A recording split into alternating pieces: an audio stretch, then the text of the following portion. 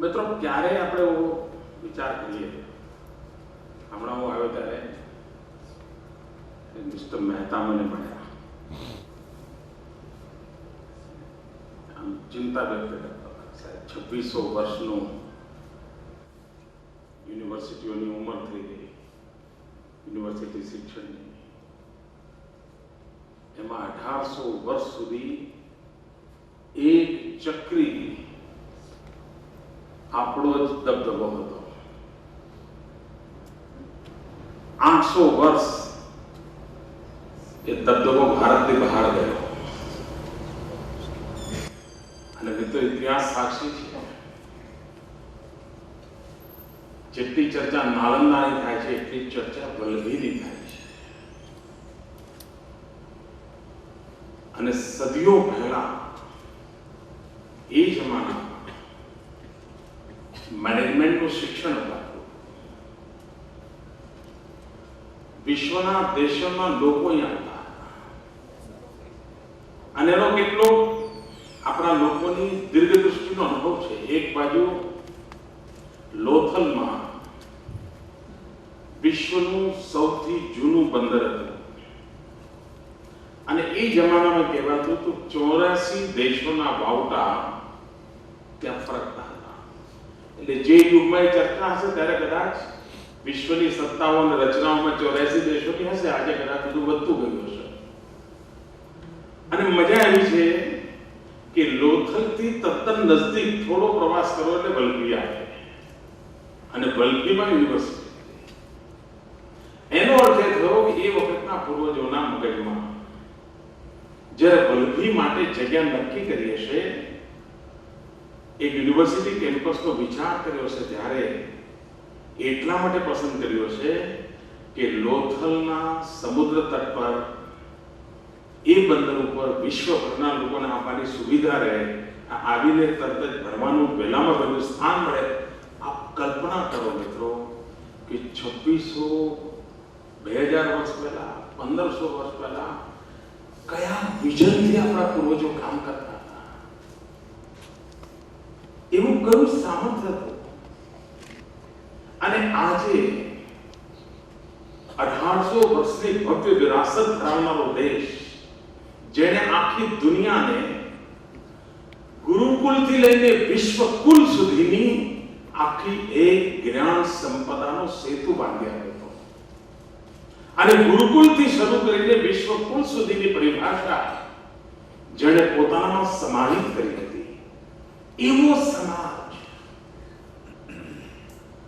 અહીં આવીને કેમ અથડાઈ ગયો હતો?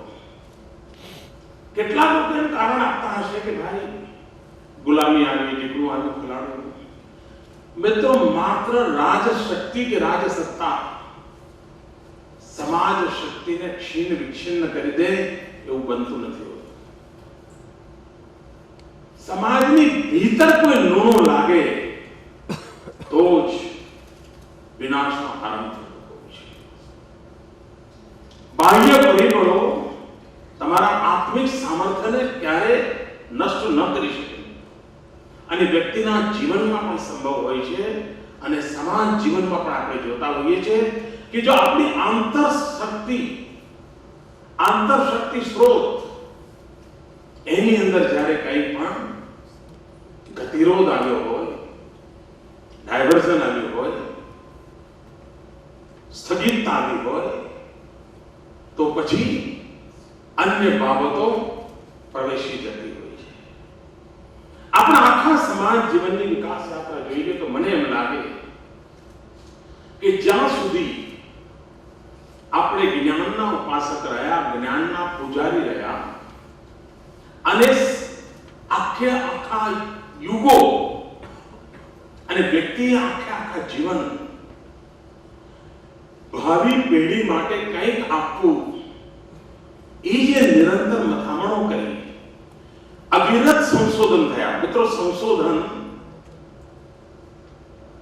કાલાતીત હોવું જોઈએ, એને કાળના બંધન ન હોય અને એ કાળ બાહ્ય પણ ન હોવું જોઈએ. અને જ્યારે આખી પણ આપણે માની લઈએ વાહ હવે તો જગતમાં બધું જ થઈ ગયું, આપણે આપી દીધું, હવે શું કરે લહેર પાણીને લાડવા, બીજું શું. અને આ જ્યારે અવસ્થા આવી અથવા તો વ્યવસ્થાઓ એ વિકાસની તરફ ધ્યાન કેન્દ્રિત કરવાને બદલે અન્ય ચીજો તરફ ધ્યાન કેન્દ્રિત કર્યું. ગુલામીના કાળખંડે વિનાશ તરફ જવા માટે ધક્કો આપ્યો, વિનાશના માર્ગો ખોલી દીધા. કારણ કે રાજ્ય કરવા આવેલા શાસકોને સમાજ સમૃદ્ધ થાય એમાં રસ નહોતો, આવનારી પેઢીઓ સુખી થાય એમાં રસ નહોતો. એમને તો એમનું તંત્ર બરાબર ચાલે એમાં રસ હતો. અને તલવારથી ચાલે તો તલવારથી, યા તો નકલો પદ્ધતિથી ચાલે તો નકલો પદ્ધતિથી, જે કોઈ માર્ગે ચાલે એ માર્ગમાં જ એને રસ હતો. અને એને એની એ શક્તિ 1200 વર્ષના ગુલામી કાળખંડમાં એમ જ કાઢી. અને પરિણામે આ આખું પાસું અનેકવિધ કારણોને કારણે લગભગ આપણું કુંઠિત થઈ ગયું. દેશ આઝાદ થયા પછી આવશ્યકતા હતી કે આપણી આ ઉર્જાને ફરી એકવાર પ્રજ્વલિત કરવામાં આવે. દેશ સ્વતંત્ર થયા પછી આ બધી બાબતોનું મહાત્મ્ય વધારવામાં આવે. પણ કમનસીબે દેશ આઝાદ થયા પછી આપણે બે વિચિત્ર વિચારધારાઓમાં અટવાઈ ગયા. અને પરિણામે સંશોધન બાજુમાં રહ્યું. આપણે ક્યાં હતા, સાચા હતા કે ખોટા હતા, એમાં આપણે જ આપણા ઉપર પથરાવ કરવા માંડ્યા. દાખલા તરીકે આર્યો બહારથી આવ્યા આગળ નહોતા. આ તો સેટેલાઇટનો આભાર માનો કે એને આખા વિવાદને હવે અંત આણ્યો છે. કારણ કે સેટેલાઇટ ટેકનોલોજીએ સિદ્ધ કર્યું છે કે આર્ય કોઈ જાતિ નહોતી, આર્ય ક્યાંયથી આવ્યા નહોતા. આ વૈજ્ઞાનિક વિષયો છે. પરંતુ એક વર્ગ આજે પણ એવો છે કે જે સ્વીકારવા જ તૈયાર નથી કે અહીંયા કોઈ મૂળભૂત સમાજમાં સામર્થ્ય હતું. અને આ મૂળભૂત ચિંતનની ધારા એની પણ આઝાદી થયા પછી સૌથી વધારે પ્રહારો થયા. અને પરિણામે આપણી સ્થિતિ એવી બની ગઈ છે કે જે આપણે નાની વાર્તા બચપણમાં સાંભળતા હતા કે એક બિચારો બ્રાહ્મણ બકરું લઈને જતો હતો અને 4 લૂંટારા મળ્યા. અરે તમે જઈને કૂતરું લઈને જાઓ છો. ફરી બીજો, અરે તમે લઈને કૂતરું લઈને જાઓ છો. એની માનસિકતા એવી બિચારાની બદલાઈ ગઈ કે પોતે પણ માનવા માંડ્યો કે શાયદ આ બકરું દેખાય છે પણ હોય છે કે કૂતરું છે અને મારી આબરૂનું લેવા થાય છે એને મૂકી દીધું. આપણી પણ દશા એ થઈ છે. તમારું તો બધું નકામું હતું, તમે તો નકામા હતા, તમે તો જગત ઉપર ભારરૂપ હતા, તમે તો વિનાશને માટે સર્જાયેલા છો. એટલે આપણે આપણું બધું મૂકવા જ માંડ્યા અને નવું મેળવી ન શક્યા. મિત્રો 60 વર્ષનો એક જબરદસ્ત વેક્યુમ પડી છે આપણી સામે. એ વેક્યુમ ભરવા માટે કેટલું મોટું કામ કરવું પડે એનો આપણે અંદાજ કરી શકીએ. અને વૈયક્તિક ધોરણે થનારા કામોથી સમાજ જીવનમાં પ્રભાવ પેદા નથી થતો. છૂટપૂટ જેટલા પણ પ્રયોગો ચાલે છે આ બધાને સંકલિત કરવાની પણ જરૂર હોય છે, એને પ્રાણવાન બનાવવાની પણ જરૂર હોય છે અને વ્યવસ્થા તંત્રએ એમાં બળ પૂરીને એને પ્રભાવી પણ બનાવવાની આવશ્યકતા હોય છે. નહીં તો એકાંત વિચાર આવે, ઉત્તમ વિચાર આવે પણ એનું બાળ મરણ થઈ જતું હોય છે. કારણ કે એનું લાલન પાલન કરનાર કોઈ મળે જ નહીં. મિત્રો મને લાગે છે કે એક નાનકડો પ્રયાસ જેમાં જ્ઞાનની સર્વધારાઓને સમાહિત કરવાની કોશિશ છે. જ્ઞાનની સર્વધારાઓમાં ગતિ પણ આપવી છે, પ્રાણ પર પૂરવા છે અને જૂનું એટલું સારું એમ કરીને અટકવું નથી. જે શ્રેષ્ઠ પુરવાર થયું છે એને બધું આધુનિક બનાવવું છે અને જે આધુનિકતાની આવશ્યકતા છે એના માટે શ્રેષ્ઠ સર્જન કરવું છે. આવી દ્વિચક્રી વ્યવસ્થા એને આપણે જેટલું બળ આપીએ એના આધારે આ સ્થિતિ બદલાતી જશે. અને એટલે જ મિત્રો અહીંયા એક મથામણ છે. મિત્રો આપણી આખી સ્થગિતતાના મૂળમાં દુઃખની બાબત છે કે આપણે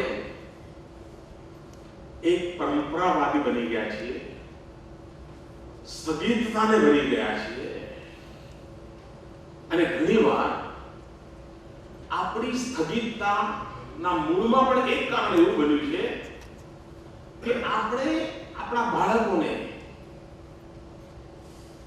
ક્વેશ્ચન કરવા માટેની એની આખું જે મૂળભૂત પ્રગતિ માટેનો પહેલો આવશ્યકતા જે છે એ છે ક્વેશ્ચન માર્ક.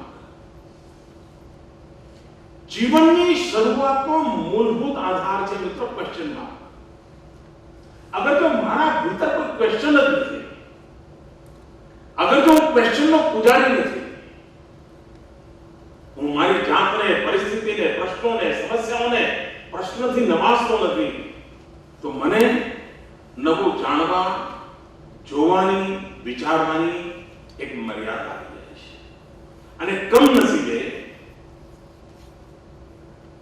બાળકોમાં પ્રશ્નકર્તાની જેવી ભૂમિકા હોવી જોઈએ એ જાણે નષ્ટ થતી જાય છે. એને જે મળે ટોપલું એમને લઈ લે છે અને જ્યાં મૂકવું હોય ત્યાં મૂકી આવે છે અને ગૌરવ ગાન કરે છે. મિત્રો, હિન્દુસ્તાનમાં એવું બાળક જ ન હોઈ શકે કે જે પ્રશ્ન ન, અને આપણે તો એવી પરંપરાના લોકો છીએ જે ભૂમિમાં નચિકેતા જન્મ થયો. અને મિત્રો, જગત આખાની અંદર કોઈ બાળકની વર્ણન કરવું હોય, કોઈ બાળકની તુલના કરવી હોય, પણ નચિકેતા યાદ આવે. કારણ એ યુગની અંદર નચિકેતામાં સામર્થ્ય હતો કે એણે યમરાજને પૂછ્યું હતું, ક્વેશ્ચન માર્ક ના લઈને ઉભો રહી ગયો અપરાધની સામે, ટેલ મી વોટ ઇઝ ડેથ? મૃત્યુ શું છે? બધા કહેતો ખરા ભાઈ. મિત્રો, આ ઘટના નાની હતી. યાને જિજ્ઞાસાની તીવ્રતા કેટલી હશે કે જે મૃત્યુ દ્વારે ઉભા પણ મૃત્યુને લલકાર કરીને પૂછે છે, યમરાજને પૂછે છે કે tell me what is the death? મિત્રો, જ્યારે સમાજમાંથી આ સામર્થ્ય ગુમાવી દે, કેમ, ક્યાં, ક્યારે, કોણે, કોના માટે, આ જો પ્રશ્નો જ મટી જાય તો સંશોધનની પરંપરા સમાપ્ત થઈ જતી છે. અને જે બાળક પ્રશ્ન વગર જ મોટો થયો હોય, એ મોટો થઈને ડીન થયો હોય, વાઇસ ચાન્સેલર થયો હોય, ફેકલ્ટીનો વડો થયો હોય, એને પણ ખબર છે કે મને કોઈ મૂંઝવવાનું નથી, મને કોઈ પ્રશ્ન પૂછવાનો નથી. અને એટલે પોતે 1980 ની અંદર નોકરી જોઈન કરી હોય અને પહેલા વર્ષે પહેલો ક્લાસ લેવા માટે જે ડાયરી તૈયાર કરી હોય એ 2000 માં પણ એક ડાયરી એટલે ચાલતી હોય.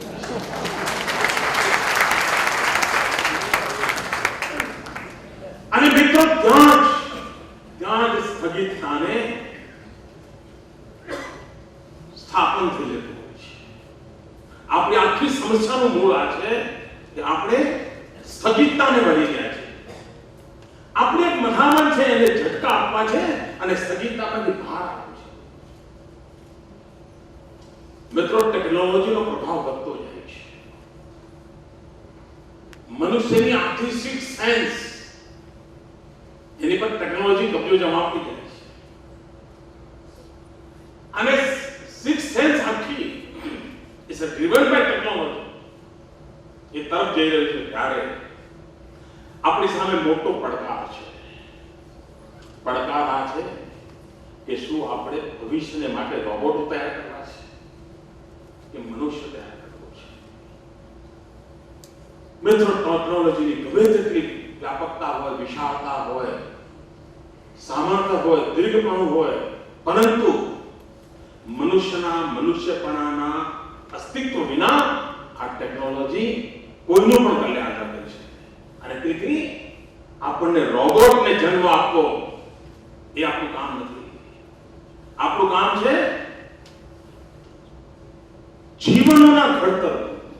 અને એટલે કલા જોઈએ, સાહિત્ય જોઈએ, સંવેદના જોઈએ, દર્દ જોઈએ, પીડા જોઈએ, વ્યંગ જોઈએ, વિનોદ જોઈએ. આ જીવનના સંપૂર્ણ વિકાસને માટે અનિવાર્ય છે. અગર તો આનો અસ્તિત્વ તમે જોયો છે, જે ફિલ્મ બતાવી એમાં પણ એક પાઠ ખાસો બતાવવામાં આવતો હતો. મિત્રો, વ્યક્તિના જીવનની અંદર આ ચીજો કેમ આવે?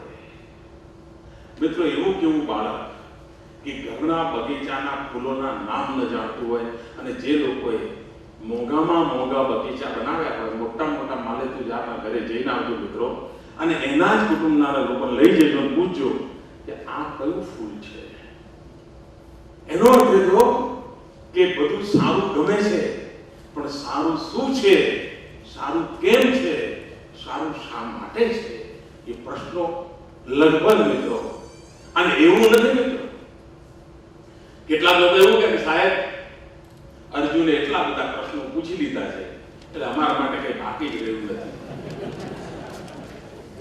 મિત્રો, હર યુગમાં અર્જુન પેદા થતો હોય છે જેને પ્રશ્નો હોય જ, પણ ઘણીવાર આપણા જ પ્રશ્નો આપણા માટે બોજ બની ગયા હોય છે અને તેથી આવતીકાલ માટેના પ્રશ્નોનો અવતરણ જ નથી થતું. મિત્રો, શાળા એ હોય જે પ્રશ્નોનું ગર્ભાધાન કરે દોસ્તો. શિક્ષક એ હોય જે વિદ્યાર્થીમાં પ્રશ્નોનું બીજદાન કરે અને એનો કોઈ જીવન વિકાસ પ્રશ્નોના જવાબો શોધવા માટે ન મળે તો ઇનોવેશનથી ન મળે તો રિસર્ચથી ન મળે તો આખી લાઈફ ડેડિકેટ કરીને લેબોરેટરીમાં બેસી જાય ત્યારે મિત્રો જિંદગી બદલી હોય છે. અને ભારતે જો 21મી સદીનો વિચાર કરવો છે તો હિન્દુસ્તાનની પહેલી જો કોઈ અનિવાર્યતા હોય મિત્રો તો અનિવાર્યતા છે રિસર્ચ.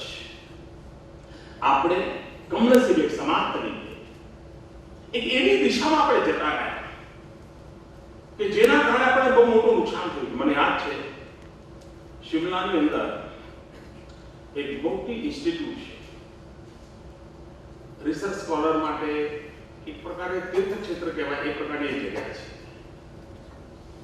પણ આપને જાણીને આઘાત લાગશે, આ દેશમાં એક એવા પ્રધાનમંત્રી થયા હતા કે જેમણે એમ કહ્યું હતું કે બધા ખોટા ખર્ચા શું કરવા બંધ કરો. આઈ એમ સોરી ટુ સે. અને મોટો વિવાદ થયો હતો. થોડા કાળ માટે બંધ થયું હતું, આંદોલનો થાય ફરી પાછું ઊભું થયું. મિત્રો, શિક્ષણ પાછળનો ખર્ચ કે શિક્ષક પાછળનો ખર્ચ એનાથી મોટું કોઈ ઉત્તમ મૂડી રોકાણ જ ન હોઈ શકે.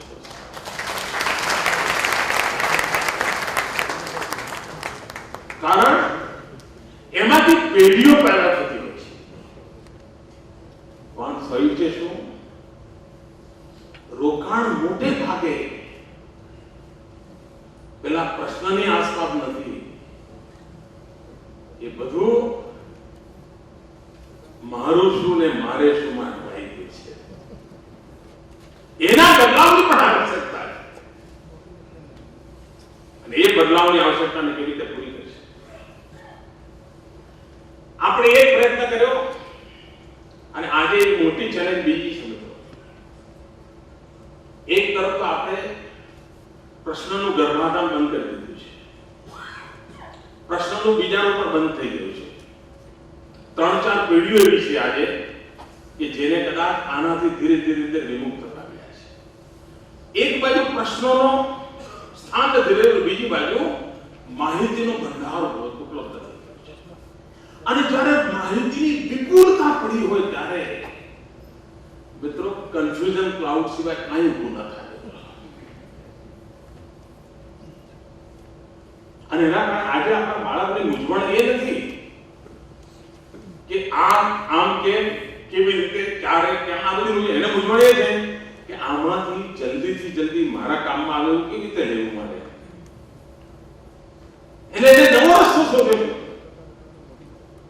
અને પરિણામે ઉપલબ્ધ જે કંઈ છે, જે કંઈ હવામાં દેખાય છે એનો સમય ઉપર ઉપયોગ કરીને પોતાની ગાડી ચલાવી લે છે.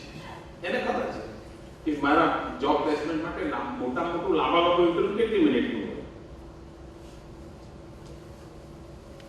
ઇન્ટરવ્યુ લેનારની ક્ષમતા એને ખબર છે. એને એ પણ ખબર છે કે ઇન્ટરવ્યુ લેનારના પ્રશ્નોની આ જ મર્યાદાની બહાર કાંઈ એટલે એને કશું કરવાનું હોય સાહેબ, એક 20 મિનિટનો કોર્સ જ તૈયાર કરવાનો હોય, નીકળી જવાનું. આ બધી બાબતો મોટા પડકાર છે અને પડકારોનો રસ્તો શોધવા માટે આ એક એવો પ્રજ્ઞાપૂર્વક આપણે ઉભું કરી રહ્યા છીએ કે જ્યાં નૂતન વિચારો એને પ્રતિષ્ઠા મળે. વિચારોની કમી નથી હોતી, પણ એને પ્રતિષ્ઠા નથી મળતી હોતી. મિત્રો, એવું કેવું જીવન હોય કે જેમાં કોઈ ઇનોવેશન ના હોય. હવે તમે જો તમારા યુજીસી ના બધા નિયમો જુઓ, તેમાં એવું હોય છે ને પ્રોફેસરે દર વર્ષે નવું પેપર લગાવ્યું, એવું બધું કઈ હોય છે ને. હવે આજે તમે કહો ભાઈ તમે આ વર્ષે પેપર લખ્યું તો બીજા હડતાલ કરે, हमारी मांगे पूरी करो, मोदी मुर्दाबाद,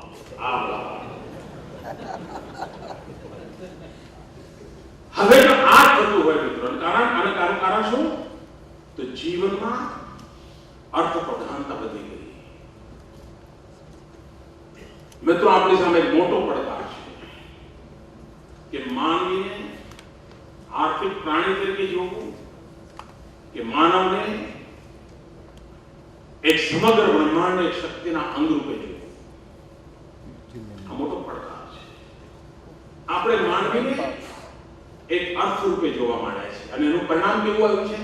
આમ રૂટીન વ્યવહારમાં ખબર નથી પડતી, રૂટીન વ્યવહારમાં ખબર નથી પડતી, પણ કોઈ ઇન્સ્યોરન્સ વાળો તમારા ઘરે વીમો લેવા ઉતારવા માટે આવે અને એનામાં હિંમત તો જુઓ સાહેબ.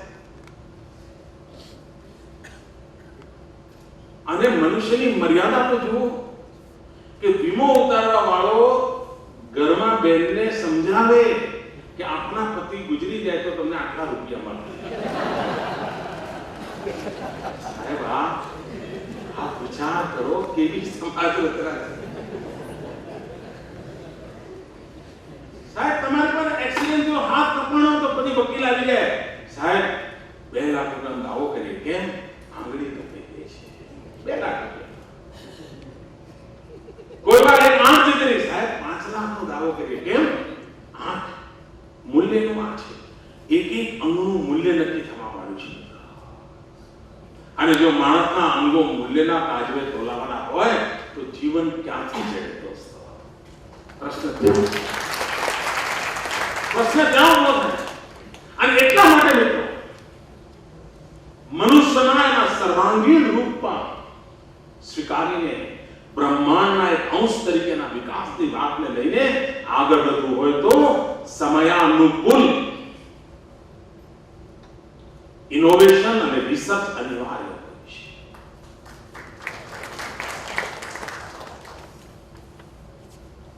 અને તમે જોયું હશે તમારા ઘરમાં પણ, ઇવન એક સોસાયટીમાં 20 કુટુંબ હોય, તમે જોજો એ 20 કુટુંબની અંદર રસોડામાં કામ કરતી ગૃહિણી એની રસોઈ બનાવવામાં એની પોતાની ટેકનોલોજી ડેવલપ કરી, એના પોતાની ઇનોવેશન છે. શાક કેમ સમારવું એને પોતાનું શોધી કાઢ્યો છે રસ્તો, અને એમાં એને ફાવટ આવી ગઈ ને એની એફિશિયન્સી એને વધારી હશે. દરેક વ્યક્તિના મૂળભૂત સ્વભાવમાં હોય છે, દરેકના અંદર ઇનબિલ્ટ આ ક્વોલિટી ઈશ્વરે આપેલી છે. ઈશ્વરે એવી ઈશ્વર તત્વ વ્યવસ્થા છે કે મનુષ્ય જ્યાં છે ત્યાંથી એને ઉપર ઉઠવાની ઈચ્છા હોય છે. ઈશ્વર તત્વ વ્યવસ્થા છે. એની આકાંક્ષાઓ, ઈચ્છાઓ, પોતાની અંદરની ઉર્જા એને ઉપર તરફ ઉઠવા માટે પ્રેરિત કરે, ફોર્સ કરે મિત્રો. પણ જો સમાજ એના માટે ખાતર પાણીની વ્યવસ્થા ન કરે તો એ જ એના માટે બોજ બની જાય. મિત્રો, વૃક્ષ બહાર પ્રગટ થવાનું સામર્થ્ય જ્યારે ગુમાવી દે ત્યારે આટલું સરસ મજાનું વૃક્ષ પણ કોયલામાં રૂપાંતરિત થઈ જાય, કોયલો બની જાય. અને પછી એને બળવા સિવાય એના નસીબમાં કાંઈ ન હોય, એને કૂટી પડવાનું. અને એટલા માટે આવશ્યકતા હોય કે સમાજ જીવનની અંદર આ મૂળભૂત બાબતો તરફ ફરી એક વાર એનું ધ્યાન કેન્દ્રિત કેવી રીતે કરાય. એક માનવનો સર્વાંગીણ વિકાસ. અને મિત્રો, આપણી પાસે વિચાર સંપદા એમાં કોઈ કમી નથી. હું આજે પણ તમને કહું છું, કોઈ કમી નથી. આજે ગ્લોબલ ઇકોનોમીના જમાનામાં ગ્લોબલ વિલેજનો કન્સેપ્ટ આવ્યો ને આવ્યો. કારણ ગ્લોબલ ઇકોનોમી નવો કન્સેપ્ટ આવ્યો, અમારી ગ્લોબલ વિલેજની કલ્પના આવી, પણ આપણા બાપ દાદાઓએ એમાં મનુષ્ય કેન્દ્રીય વિચાર કર્યો અને એણે કહ્યું વસુધૈવ કુટુંબકમ. અને જે પણ એને કોઈ વસુધૈવ કુટુંબકમ, એનો મતલબ કે કોઈ સમૃદ્ધ દેશ હશે તો એને જેને સમૃદ્ધ થવાની હરોળમાં છેલ્લે ઉભો છે એની કાળજી લેવી જોઈએ, કારણ વી આર વન ફેમિલી.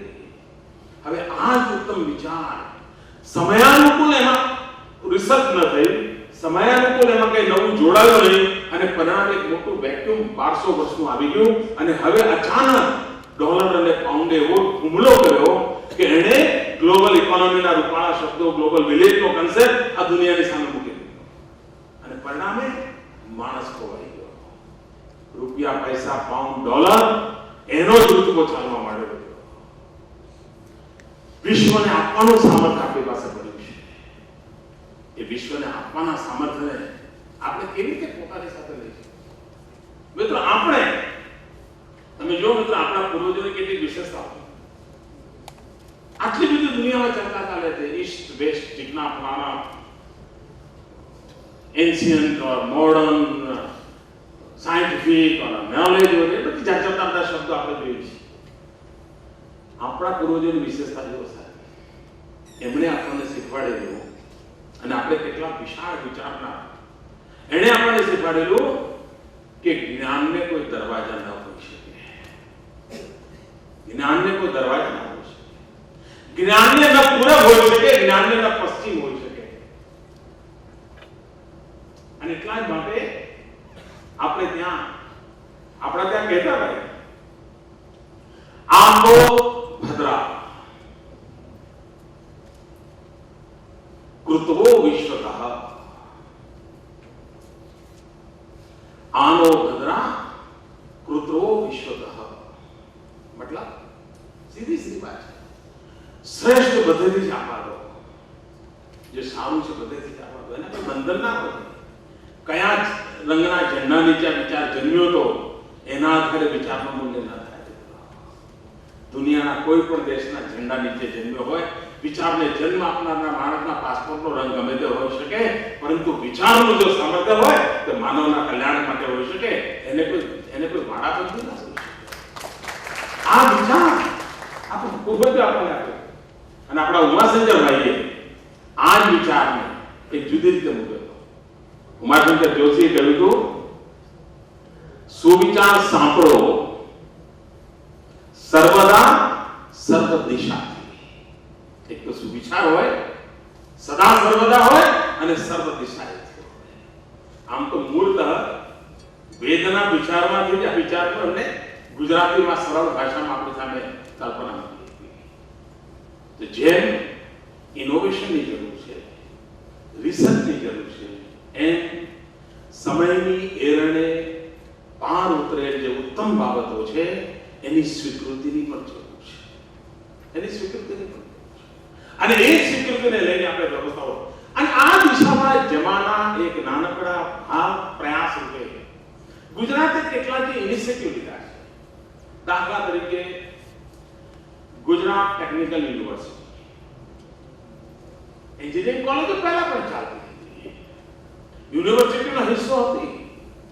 પણ મિત્રો, જગત જે રીતે બદલાઈ રહ્યું છે એમાં ટેકનોલોજીના રંગ, રૂપ, સ્વરૂપ બધું બદલાવાનું છે. એમાં રિસર્ચ અને ઇનોવેશન કરવા માટેનું કોઈ ફોરમ તૈયાર થાય, આપણે કામ કર્યું.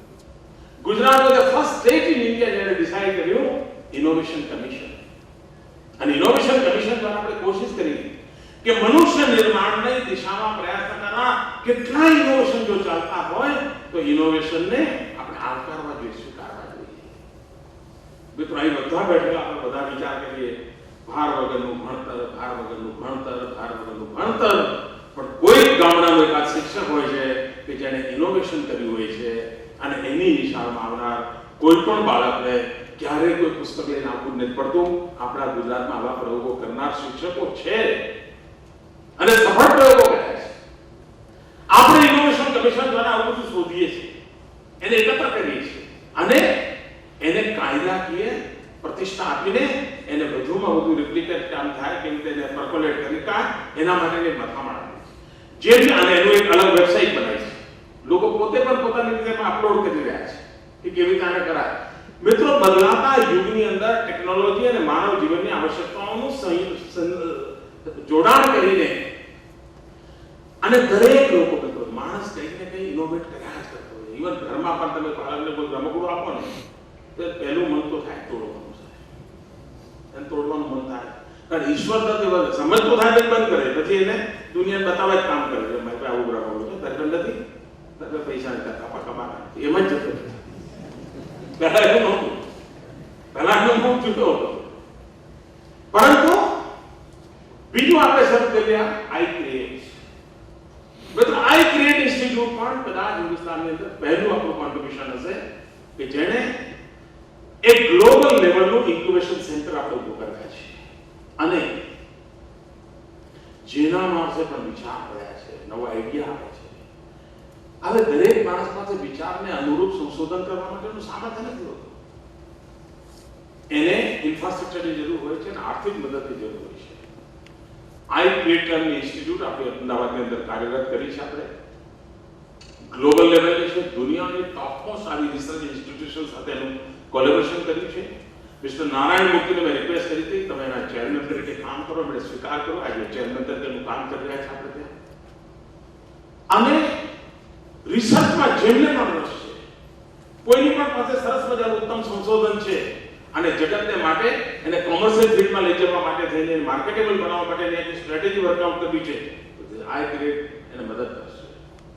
મિત્રો, કેવી રીતે સમસ્યાઓનું સમાધાન કરવું એના માટેનો આપણો એક મથામણ છે અને એના જ ભાગ રીતે એક આ જ્ઞાન સંપદાને માટે થઈને આ પ્રજ્ઞા ફોરમની એક રચના આપણે કરી છે અને પ્રજ્ઞા ફોરમ દ્વારા જે કોઈ આવા પ્રવાહ ચાલતા હોય આ બધા એકત્ર આવે. કોઈ પ્રવાહને ગતિ આપવાની હોય તો એના માટે આપણે કઈ મથામણ કરીએ. જે શ્રેષ્ઠ છે એ જગતની ઉપયોગિતા માટેના તાજવે તોલાઈને એનું મહાત્મ્ય વધતું જાય, એના માટેની વ્યવસ્થાઓ વિકસતી જાય. આ બધા બાબતોને બળ આપવા માટેનો જ્યારે પ્રયત્ન આવ્યો છે ત્યારે આપ સૌ મિત્રો આખી આ વ્યવસ્થાને આના બિલ્ડિંગની તો ચર્ચા થશે. એનામાં પણ આજકાલ ગુજરાતમાં જે કોઈ નવા ભવનો બને છે તો લોકોને આશ્ચર્ય થાય. સરકાર પણ આવા ભવનો બનાવે પણ મારે બધા સ્ટાન્ડર્ડ ઉભા કરવા છે. એટલા આવું કરવું છે. શા માટે બિલો સ્ટાન્ડર્ડ? કોઈ પણ દુનિયાનો કોઈ પણ દેશનો મારા આવતા કેમ્પસ જોઈને લાગુ જગા ક્યાંક આવ્યો છું. એનું મહત્વ છે ભાઈ, એનું મહત્વ છે. અને આજથી છે ને એ બહુ જમાનાથી એક નાનકડો પ્રસંગ સાંભળેલો છે. ઘણા વાર આવા પ્રસંગો સાંભળ્યા હોય તો ઐતિહાસિક સમર્થન તો એને હોતું નથી, પણ એ પ્રસંગોનું ઘણી વાર બોધપાઠ તો મળતો હોય છે. ગાલિબના જીવનની ઘટના કહેવામાં આવે છે. સાચું ખોટું ભગવાન જાણે, ઇતિહાસના તરાજુ કોઈ તોડતા નહીં મળે. તો એ ગાલિબને એકવાર એના રાજાએ કઈ ભોજન માટે બોલાવ્યા. ગાલિબ કવિરાજ માણસ, ઓલિયો માણસ, સમય થયો યાદ આવ્યો તો રાજાએ બોલાવે છે, આપણે જવા દે. એ તરત દોડતા રાજ દરબાર તરફ મળ્યા તો પહેરેદારે એટલે રોક્યા કે અંદર જવાની મનાઈ છે. કોઈ એલકો ફેલકો લોકો જવાની છે. અરે પેલું કે ભાઈ મને નિમંત્રણ છે, હું અહીંયા રાત્રિ ભોજ છે આજે, મને મહારાજાએ બોલાવ્યો છે. અરે કે આવા તો બધા કેટલાય પોતાની જાતને ગાલિબ કહેતા હોય. જા ખાડી થોડી વાર પછી પાછા દરબાર આવો અંદર લઈ ગયા. ભોજનના ટેબલ પર બધા વિરાજમાન થયા. એટલે ગાલિબે પોતાની પાઘડી કાઢી અને ભોજન લઈને પાઘડીને રાજાએ કહ્યું કે અરે આમ કેમ કરો તમે? નહીં કે તમે જેને નિમંત્રણ આપ્યું ત્યારે જમાડવું તો પડે ને. તો કે કેમ? તમે કે ગાલિબને થોડો બોલાવ્યો હતો. ગાલિબ તો આવ્યો હતો પણ કાઢી મૂક્યો હતો, પણ આ ટોપી બોપી પહેરીને આવ્યો તો બેસવા દીધો. મારે ભોજન તો કે આને માટે.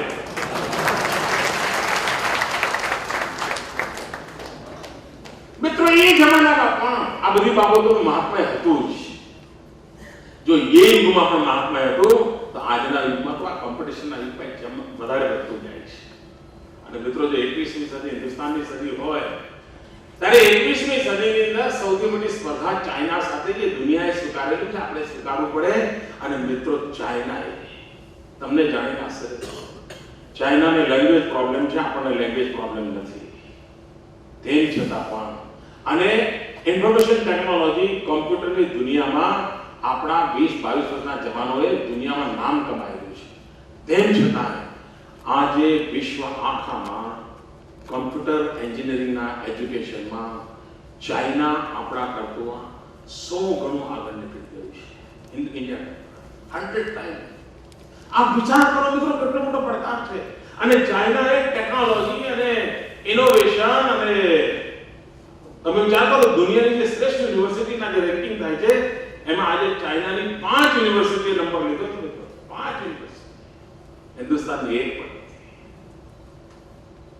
મિત્રો બધા પડકારો છે આપણી સામે. 120 કરોડનો દેશ અને દુનિયાની યુનિવર્સિટીઓની ઉત્તમ યુનિવર્સિટીઓમાં વલ્લભી અને નાલંદાનું ગાણું ગાનાર આપણો સમાજ કાંઈ ન કરી શકે. આ પડકારોને ઉપાડવા માટે થઈને એક એવા શિક્ષકનું મન તૈયાર કરવું છે, એક એવા રિસર્ચરનું મન તૈયાર કરવું છે, એક એવા ઇનોવેટરનું મન તૈયાર કરવું છે કે જેનું સામૂહિક શક્તિ અને સરકારનું બળ નવી ક્ષિતિજોને પાર કરવા માટેનો પ્રયાસ કરે એના સંકલ્પ રૂપે આ બધું ચાલે છે.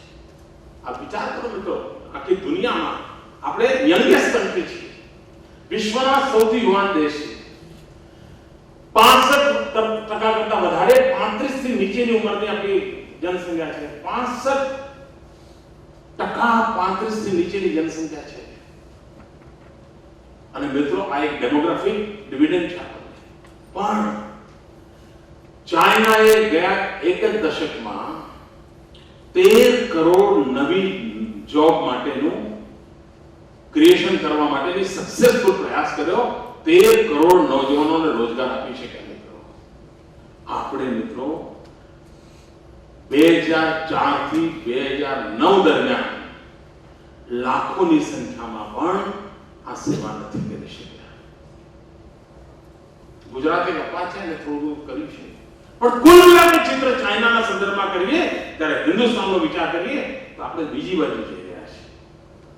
મિત્રો આપણે ત્યાં કહેવાય છે પ્રાથમિક શાળામાં ભણનાર શિક્ષકોમાંથી કેટલા ઉપર જાય છે, એમાંથી ભણનારા કેટલા ઉપર જાય છે, એમાંથી ભણનારા અને ઉપર ગયા પછી 10 કે 11% ઉપર જાય તો એમાં પણ એમ્પ્લોય હોય કેટલા, તો આપણો ગ્રાફ એકદમ નીચે આવે છે. તો મિત્રો આટલું બધું ઇન્વેસ્ટમેન્ટ ક્યાં જઈ રહ્યું છે? આનો વિચાર કોણે કરવો? આપણે બધા જ કરવો. આ સ્થિતિ આપણે બદલવી પડે મિત્રો કે આટલા બધો માનવ કલાકો લાગતા હોય, આટલું બધું માનવ ધન લાગતું હોય, આટલી બધી ઇન્ફ્રાસ્ટ્રક્ચર લાગતું હોય, આટલા બધા બજેટ ખર્ચાતા હોય, તો આપણે પરિણામની દિશામાં લક્ષ્ય કેમ નક્કી ના કરીએ? જો મિત્રો ચાઇના દુનિયા બદલવા માટે તૈયાર થઈ શક્યું હોય, જેને લેંગ્વેજના 50 પ્રકારના પ્રોબ્લેમ નડતા હોય, તેમ છતાં જો બદલાવ લાવતો હોય, તો આ તો મૂળતઃ વિશ્વમાં 1800 વર્ષ સુધી જેને જ્ઞાનમાં નેતૃત્વ કર્યું છે એ ભૂમિના આપણે સંતાન છીએ. આપણે કેમ ન કરી શકીએ?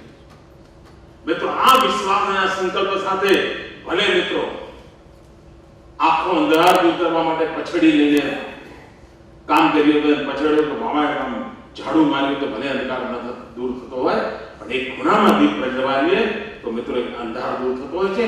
આ એક દીપ પ્રજ્વલાવવાનો પ્રયાસ એ આ પ્રજ્ઞાપૂર્ણ છે. એક જોશ પ્રગટાવવાનો પ્રયાસ છે પ્રજ્ઞાપૂર્ણ છે. પણ એ પ્રજ્ઞાપૂર્ણ પ્રાણમાં જ્યારે બને કે આપણે સૌ જ્ઞાનને ભરેલા, એકેડેમિક વર્લ્ડને ભરેલા, ઇનોવેશનના મહાત્મ્યને સમાજના વર્ગો એ કેવી રીતે જોડાઈએ એનો ઉપયોગ કરીએ. મિત્રો બીજી પણ એક આપણા સામે સમાજના વ્યવસ્થા તરીકે વિકાસ કરવાની આવશ્યકતા મને લાગે છે. તમે યુરોપના દેશોમાં કોઈ વાર ટૂર માટે જાઓ એઝ અ ટુરિસ્ટ તો તમે જોયું હશે કે સિનિયર સિટીઝન્સ લગભગ બધા એના ટુરિસ્ટ પ્લેસીસ સંભાળતા હોય છે. સિનિયર સિટીઝન્સ એમની શક્તિ સમય આપે 2 કલાક 5 કલાક બીજી રહે, તમને પ્રદર્શન જોવા લઈ જાય, બહુ ભાવથી કે, અને એને દર કલાકે નવો માણસ મળતો હોવાના કારણે એને સમયસર આનંદ અને ઉત્સાહ રહેતો હોય છે. એકના એક આમે પણ પ્રતિ મોક કટાણું થઈ જાય, પેલા રોજ નવા મળે બંને આનંદ આવતો હોય છે. મિત્રો એવી જ રીતે અનુભવી અને જ્ઞાનીઓનો એક મોટો સમૂહ, અને આજે જ્યારે એજિંગ વધી રહ્યું છે ત્યારે 20 વર્ષ સુધી કામ કરી શકે એવો અનુભવી અને જ્ઞાની એક મોટો સમાજ આપણે ત્યાં તૈયાર થઈ રહ્યો છે. જેમ ડેમોગ્રાફિક ડિવિડન્ડ આપણને મળી રહ્યું છે એ પ્રમાણે ઉંમર વધતી જાય છે એના કારણે 60 વર્ષે તો માણસને વિચાર આવે છે હવે કંઈક નવું શરૂ કરવું, એ સ્થિતિ આપણે પહોંચ્યા છીએ. તો રિટાયરમેન્ટ પછી આ જે ઉર્જાવાન લોકો છે, જેની પાસે અનુભવ છે, જ્ઞાન છે, એ સમૂહને સમાજની ક્રિએટિવિટી સાથે કેવી રીતે જોડાય, એમનો એક્સપિરિયન્સ ઇનોવેશન માટે કેવી રીતે કામ આવે, અને આ અનુભવનું ભાતું જ્ઞાન સંપદા અને નવજવાનોની તરુણાઈનો ઉત્સાહ ઉમંગ આના મિલન સ્થળ તરીકે આ પ્રજ્ઞાપુરમ આપણું કેવી રીતે વિકસે એવી એક શુભકામના સાથે હું ફરી એકવાર આપ સૌને આગ્રહ કરું છું કે આપણે જાણે પ્રાણવાન બનાવવું પડશે. સરકાર દિવાલો ઊભી કરી શકે, સરકાર ઝાડ ઉગાડી શકે, બાકી તો જનતા જનાર્દન જ કરી શકતી હોય છે. એને તરફ ધ્યાન રાખીએ. ખૂબ ખૂબ ધન્યવાદ.